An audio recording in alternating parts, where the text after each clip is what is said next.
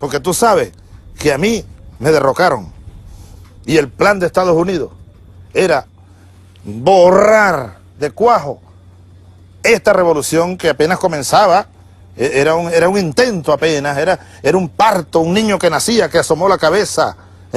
Y a mí desaparecerme incluso físicamente, antes de que ganara Lula. Cuando el día martes promulgamos la ley transitoria electoral y al día siguiente, ayer en la madrugada, aparece un atentado. Y esta madrugada me informa que ha habido una balacera, un tiroteo de media hora en un hotel en la ciudad de Santa Cruz, donde han caído 3 extranjeros, 2 detenidos. En las primeras informaciones coincide con la primera información que yo tenía. Era atentar la vida del vicepresidente, del ministro de Presidencia y de Evo Morales. Me arrebataron el celular y a fuerza de empeñones me subieron en un vehículo, me trasladaron a la Fuerza Aérea Hondureña, me subieron al avión. Esta gente que nos ha traicionado a Honduras, ha traicionado a nuestro país al dar la imagen de la barbarie más brutal del siglo XXI.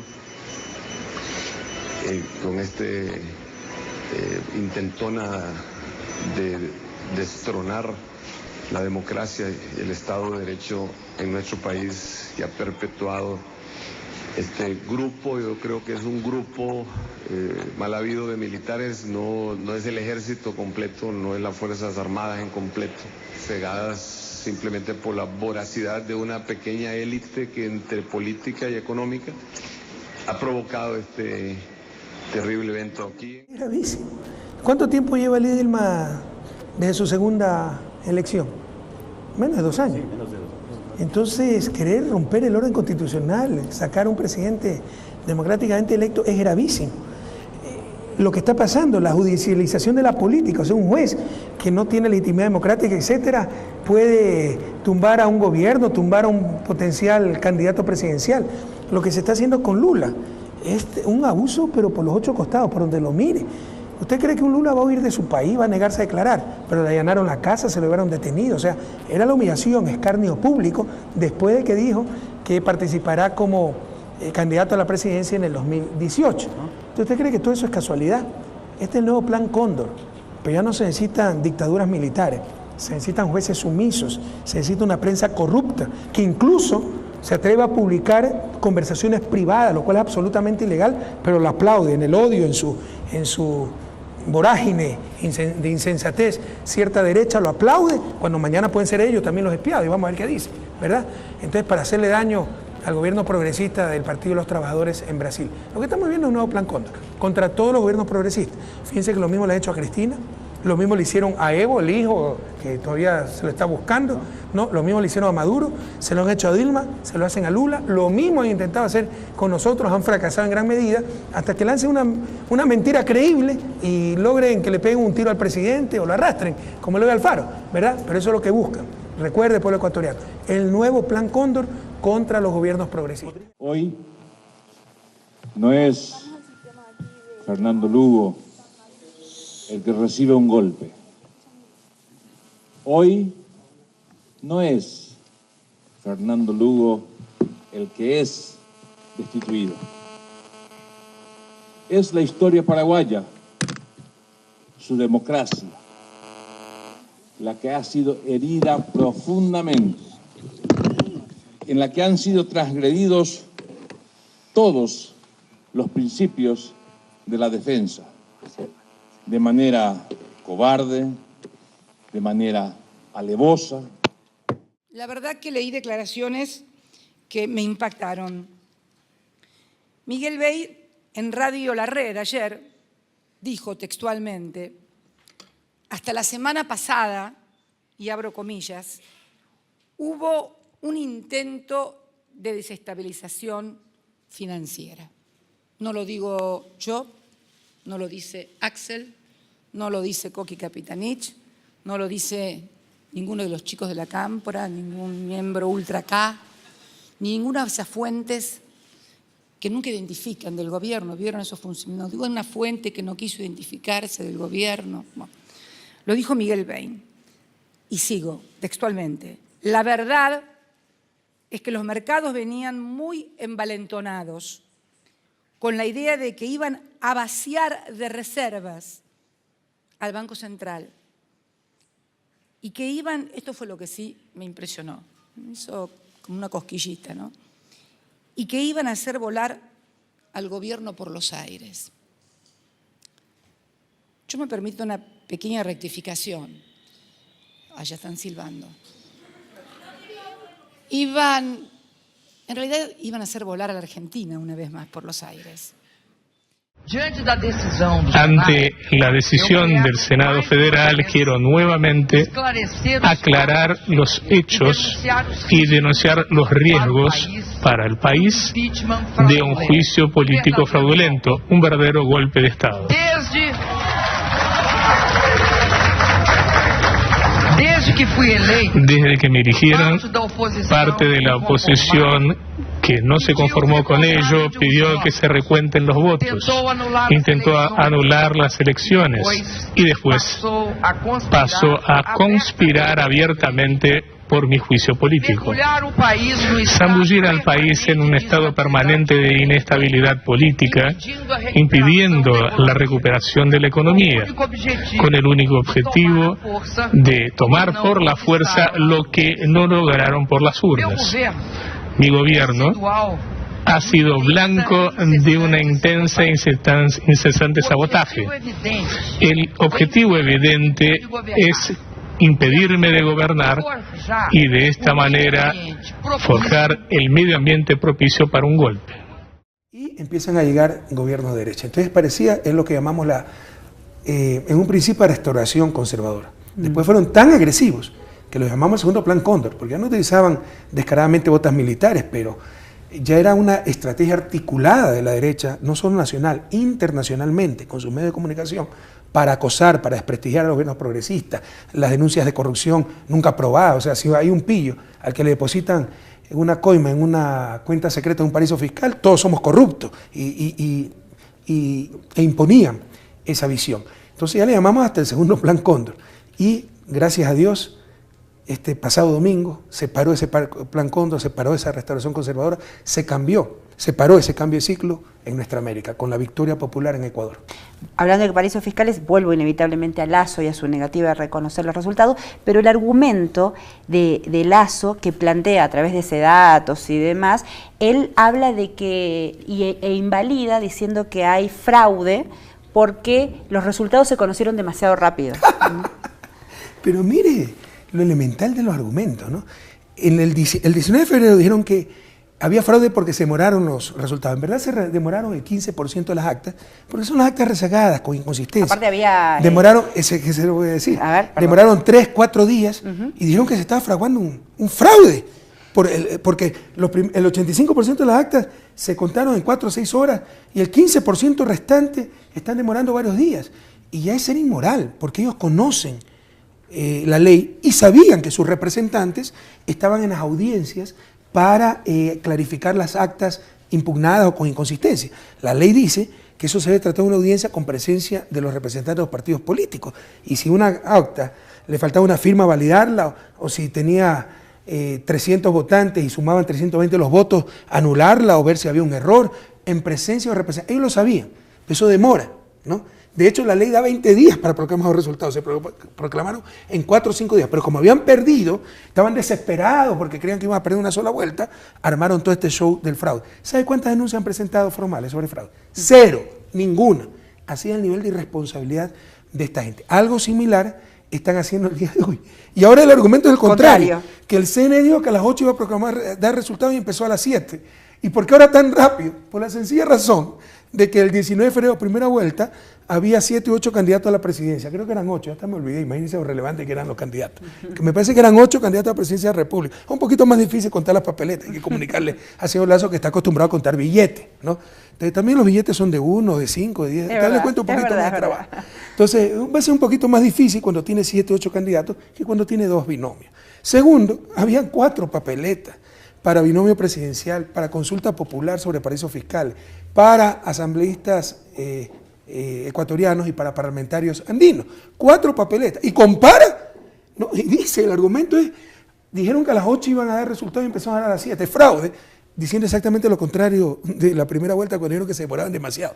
Yo no sé si reír o llorar con tanta tontería. Si nosotros tuviéramos un caso como el de Milagro, imagínense lo que hubiera sucedido, sobre todo con la prensa corrupta, porque son unos corruptos, son deshonestos, ¿no? Se han acostumbrado a manejar el poder político sin responsabilidad democrática. Ahora, son grupos políticos sin control democrático. Así es lo más grave para una democracia. La democracia y el Estado de Derecho se basa en un equilibrio de poderes. El modelo de Montesquieu que debe evolucionar de todas formas. Pero el poder es fáctico sin contrapoder. ¿Cuál es él? Ellos mismos se ponían, aquí el diario más vendido, El Universo, ponía el cuarto poder, ya lo borró por vergüenza, pero ponía el cuarto poder. La gran pregunta, ¿cuál es el contrapoder del cuarto poder? Mientras no haya ese contrapoder claro, y eso lo estamos logrando con nuestra ley de comunicación, empoderando a los ciudadanos para que defiendan sus derechos, la democracia corre peligro.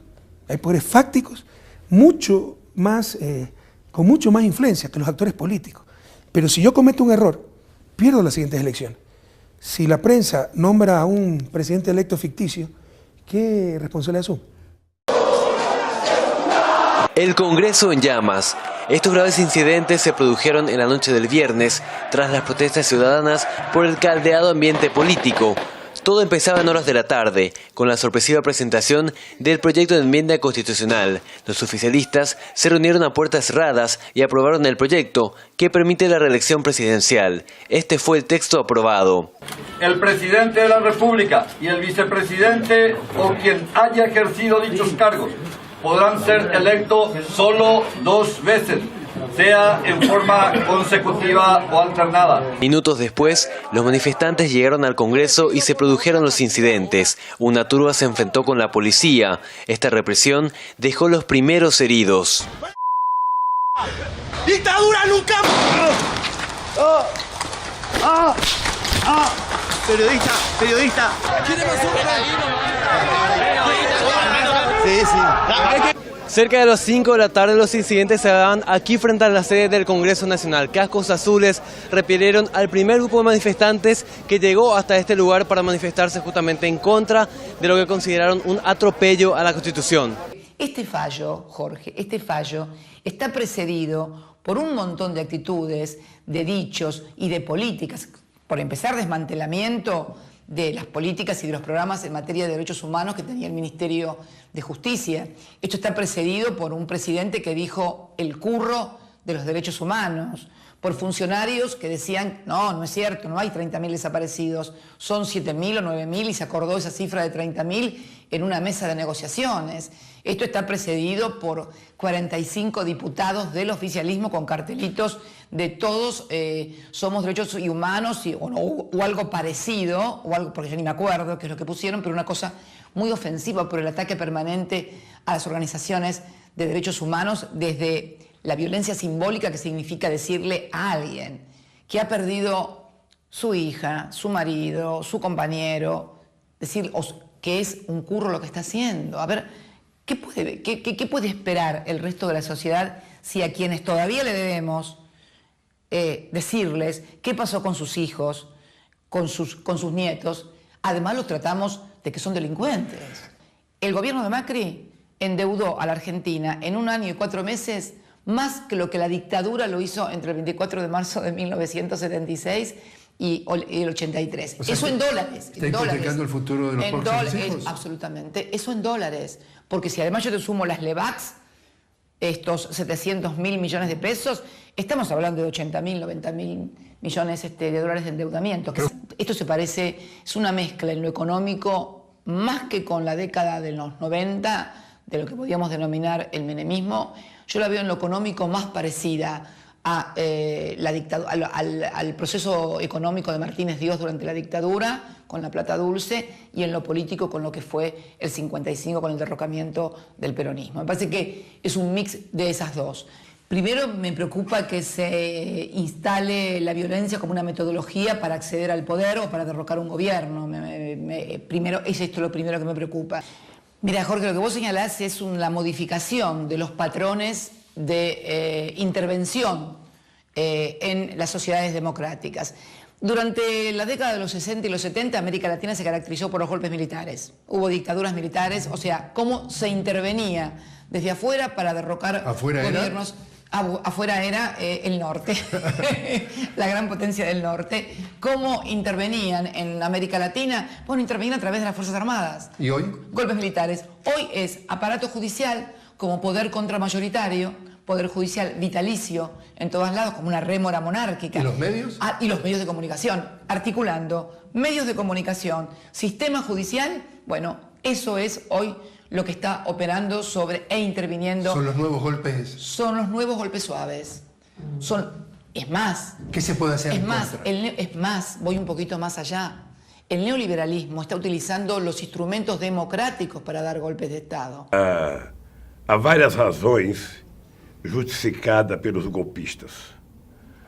A primeira razão é que eles inventaram crime que a Dilma não cometeu para justificar o Senado, a Câmara aprovar o pedido de impeachment para o Senado e o Senado aprovar o impeachment.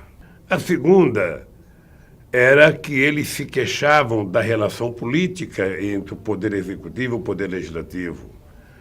A terceira é que eles alegavam que a Dilma tinha perdido a governabilidade, embora ela fosse eleita democraticamente pelo povo.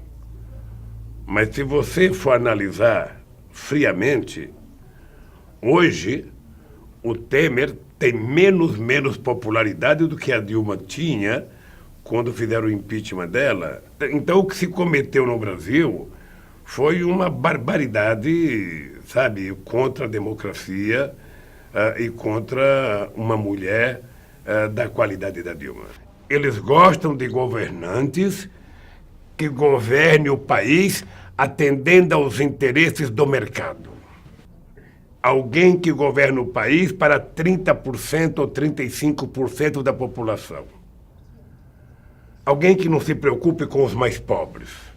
Eu, no começo do governo do Chaves, eu ia na Venezuela e eu via como a imprensa tratava o Chaves. Eu não acreditava que pudesse acontecer no Brasil. E aconteceu igual. Ou pior. Quando eles resolveram fazer campanha contra Dilma e contra o PT, eles começaram o golpe nas manifestações de junho de 2013. Trataram a Dilma igual ou pior do que me trataram. Nós pegamos alguns exemplos. Veja, na América Latina e Caribe, só para você ter ideia, quando nós chegamos, o comércio intrarregional na América do Sul, entre todos os países da América do Sul, era de apenas 33 bilhões de dólares. Em 2011, tinha chegado a 135 bilhões. Nós crescemos 4 vezes de 2002 a 2011. Na América Latina, o comércio intra-América Latina era de 49 bilhões de dólares. Entre todos os países, chegou a 189 bilhões de dólares. Só para os nossos companheiros argentinos saberem, quando eu cheguei no governo, o comércio Brasil e Argentina, entre exportação e importação, o fluxo era 7 bilhões. Chegamos a 36 bilhões em 2003. Eu vou citar esses números só para as pessoas perceberem que quando nós fizemos políticas de confiar uns nos outros, de aumentar a nossa relação comercial, a nossa relação política, o crescimento foi extraordinário. Nós ainda somos tímidos, sabem aprofundar tudo que nós poderemos fazer conjuntamente para desenvolver o nosso continente. Muitas vezes, quando estamos na frente de países ricos, como o Canadá e como os Estados Unidos, muitas vezes ficamos pensando que eles poderiam ajudar a resolver os nossos problemas. E os nossos problemas são nossos. Venezuela no renunciará jamás a ser un país soberano, libre y justo. Patotear por una simple mayoría ideas que tienen que ver tanto con la vida de nuestros pueblos. Es una cuestión absurda, casi anticultural y muy poco ayuda a la convivencia de todos los pueblos y la convivencia democrática de todos. Hay una razón de carácter geopolítico en la región y para mí es determinante, y se lo explicaba a varias personas, y yo pido que me escuchen, compatriotas. Hay una razón determinante, es la ascensión al poder político de los organismos claves de la administración estadounidense de extremistas de derecha que usan los métodos guerreristas, golpistas, intervencionistas como su forma y modus operandi a lo largo y ancho del mundo. El viejo ministerio de colonias, como dijo Fidel Castro, que fue la OEA, ha retornado y se ha convertido en un verdadero tribunal de inquisición anti-venezolano, antipopular, anti-latinoamericano. Una mayoría circunstancial de gobiernos de derecha, arrastrados al imperialismo norteamericano, como el gobierno argentino de Mauricio Macri, arrastrado totalmente, subordinado al imperio yanqui, de espalda al pueblo argentino, con una visión cipaya, entreguista, colonialista. Va más allá de la visión proimperialista, es una visión colonialista. Ellos se sienten menos, ellos se sienten fichas del imperio norteamericano para gobernar las tierras americanas. Tengo el orgullo de decir que como presidente de la República, en uso de mis atribuciones exclusivas, tomé la decisión de retirar nuestra patria de la OEA, de liberar nuestra patria del intervencionismo, de liberar nuestra patria de tanta ilegalidad, de tanto abuso. Somos libres de la OEA y más nunca volveremos. La OEA pa'l carajo. Con Luis Almagro pa'l carajo. Fuera la OEA de Venezuela. Que viva la independencia, que viva la patria. A Venezuela se respeta y la vamos a hacer respetar por todas las vías. Ante la Comisión del Senado estadounidense, el almirante Kurt Tidd, jefe del Comando Sur de Estados Unidos, presentó su informe periódico. Afirmó sobre Venezuela que si la situación se deteriora, podrá requerir una respuesta regional sobre la nación bolivariana. Al ofrecer declaraciones a los medios, matiza sus palabras. Bueno, obviamente toda la región está observando muy de cerca. Usted ha visto de las recientes actividades de la Organización de los Estados Americanos, el grado de interés que se ha expresado. El otro desafío que tenemos, obviamente, estamos observando cómo la situación económica continúa empeorando de peor y peor y peor, y así, es un tema que creo que preocupa a toda la región. Usted ha dicho esta mañana en su testimonio que el deterioro de la situación en Venezuela puede requerir una respuesta regional. ¿Qué quiere decir con eso? Eso lo dejaría en responsabilidad de la OEA. Son las actividades que la OEA, las discusiones, las actividades diplomáticas en las que están involucrados, las actividades diplomáticas en las que involucra la OEA. El líder militar agregó que la influencia de países como China, Rusia e Irán en la región son preocupantes para los intereses estadounidenses. El Comando Sur tiene su sede de operaciones en Doral, estado de la Florida, y con influencia en países como Panamá, Colombia, México y Perú. Es normal que haya una similitud, dado que el plan es el mismo y el ejecutor es el mismo. Estados Unidos es el maestro de la orquesta y los demás países occidentales el conjunto de coral que lo acompaña. Sudamérica en general y Venezuela en particular habían constituido el patio trasero de Estados Unidos durante décadas pasadas, el patio del cual los países occidentales y sobre todo Norteamérica o Estados Unidos lograban sus intereses económicos a través de la influencia de las grandes transnacionales dentro de vuestros países, mientras que los golpes de Estados que se sucedían durante los años 60 y 70, fuesen estos golpes militares o políticos, tendían a consolidar el control de Estados Unidos sobre los intereses de vuestros pueblos. Pero Latinoamérica se liberó durante los pasados 20 años y obtuvo su autodeterminación. Sus gobiernos empezaron a defender los intereses de sus pueblos, algo que es inaceptable para Estados Unidos, por lo cual se aprovechan ahora de lo que ocurre en el mundo. Desde la Revolución Naranja en Ucrania hasta el último golpe ocurrido en ese país hace varios años, de lo que ocurre en los países árabes, en Libia, Siria, Yemen y otros países, con el propósito de aplicarlo a los países latinoamericanos, y han empezado en Venezuela con el fin de derrocar al gobierno nacional, y esto se extenderá a los demás países suramericanos. Hay una diferencia entre ser un opositor al gobierno y entre estar en contra de la patria, una gran diferencia. Esto por un lado, y por el otro, un país extranjero no puede velar por los intereses de Venezuela más que el mismo pueblo de Venezuela. No le crean a Occidente. Occidente no vela por los derechos humanos ni por los intereses de los países. Solo está interesado en los intereses de una parte de la élite gobernante en sus estados. Esta élite gobernante no es necesariamente política, sino también empresas económicas.